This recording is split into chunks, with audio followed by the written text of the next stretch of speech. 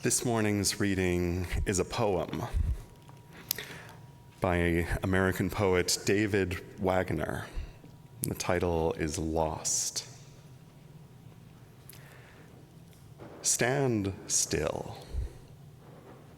The trees ahead of you and the bushes beside you are not lost. Wherever you are is called here, and you must treat it as a powerful stranger, must ask permission to know it and be known. The forest breathes. Listen. It answers, I have made this place around you. If you leave it, you may come back again, saying here, no two trees are the same to raven. No two branches are the same to wren. If what a tree or a bush does is lost on you, you are surely lost.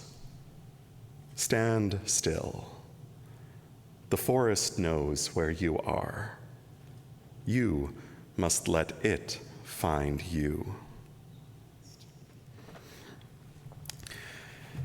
So, back in 2015, I was living in the city of Valparaiso in Chile, and on a particularly beautiful spring day, I decided to go for a walk. And I headed towards a section of the city that was known as a funky little arts quarter, Cerro Alegre. And in particular, I was looking for the house of a painter who was a friend of a friend. And so the night before, I'd received walking directions over the phone.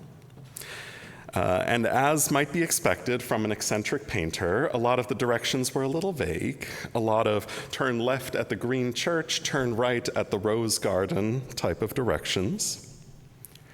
So I assumed I was going in for a bit of an adventure, and I gave myself plenty of time.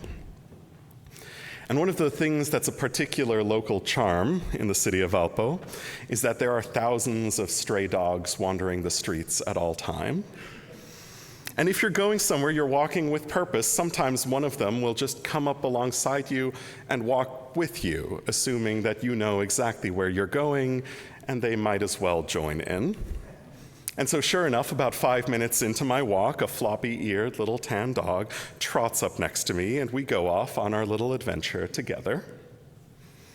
And we start by walking down streets that are familiar, then ones I've gone by just maybe once or twice, and then ones that are completely new to me. And looking at my notes, I take a left turn at a church that looks pretty green to me, and then I take a right at a garden that I guess has some roses in it. And I quickly come to the realization that I don't know where I'm supposed to go from here.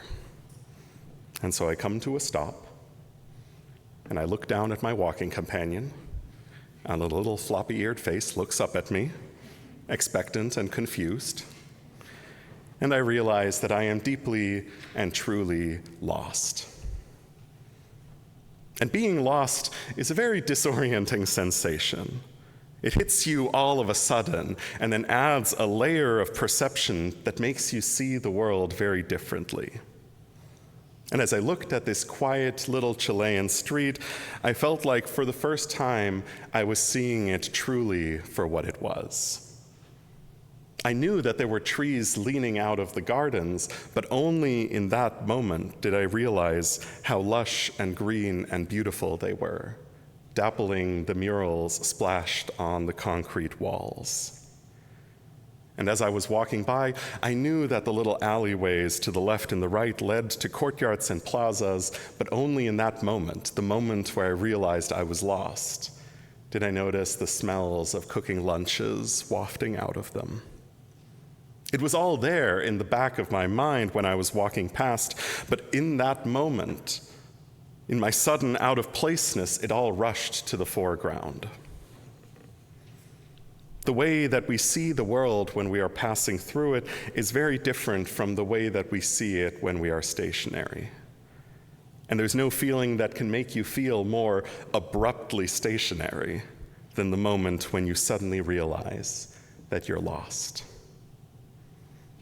That sensation of being lost, the moment of realization, is one that permeates the beautiful poem by David Wagner from our reading today. The trees ahead and the bushes beside you, they're not lost. Wherever you are is called here, and you must treat it as a powerful stranger, must ask permission to know it and to be known. Wagner reminds us that while being lost is a state we find ourselves in, the world around us is anything but. It is neither lost nor found, neither familiar nor unfamiliar. It's neither close nor distant, and whether it may feel old or new, it is the way it is in this moment. It cannot be called anything but here. Which is why the poem tells us that there is only one thing for us to do: stand still. Not to retrace our steps or search or figure out our exact place, but to stand still. The forest knows where you are. You must let it find you. And I don't think that David Wagner is naive to the idea that this is an uncomfortable thing for us to do. It requires a shift from accidental stillness that happens to us in that moment to intentional stillness, of choosing to be still. And it's not intuitive for us. When I was wandering through the streets of Cerro Alegre, I was very, very sure of myself, and then very suddenly, I realized that I was not.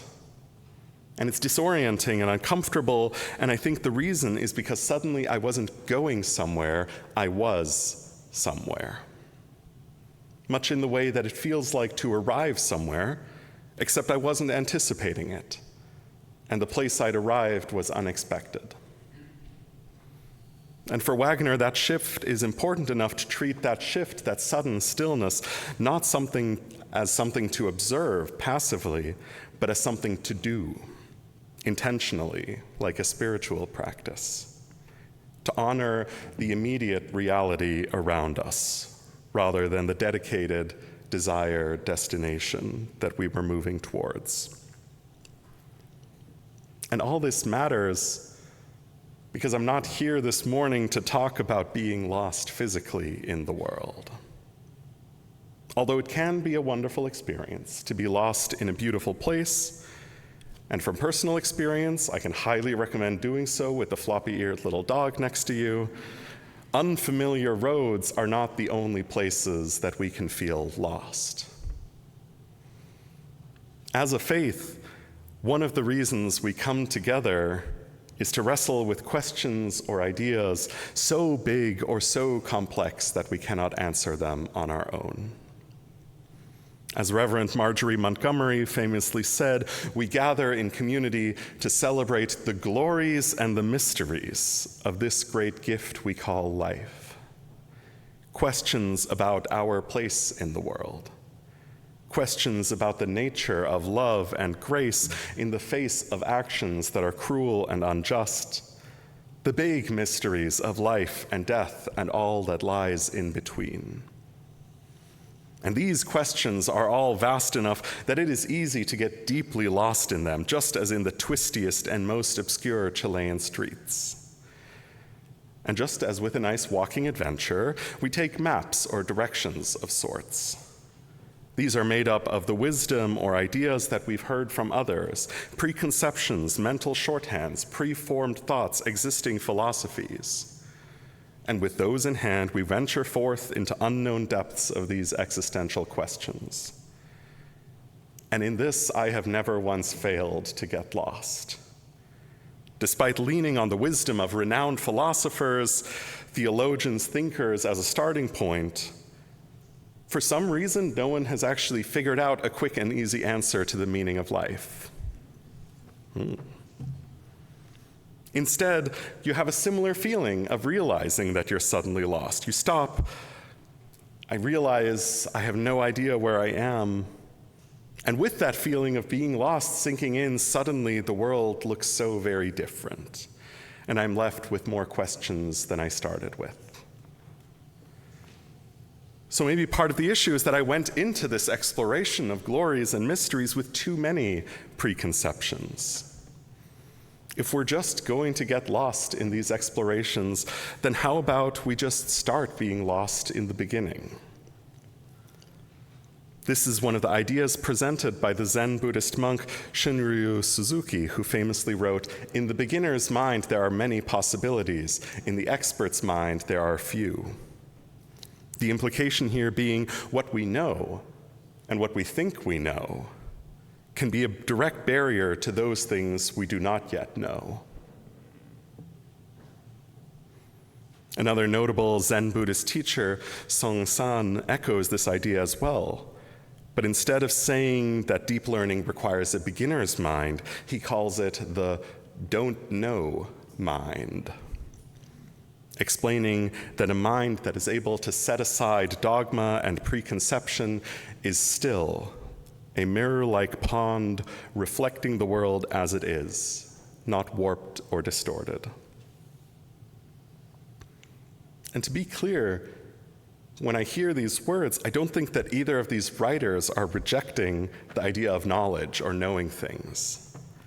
The process of learning and expanding our minds is a beautiful and incredible gift that we can and should find meaning and purpose in. The number of stories and viewpoints out there for us to explore is functionally endless, and each one of them allows us to grow and change into our wholeness. No, the don't know mind, the beginner's mind, is not about a lack of knowledge or ideas. It's an action, it's a mindset, something we must do in order to be fully open to the world. Normally, it takes getting lost to reach that point of stillness.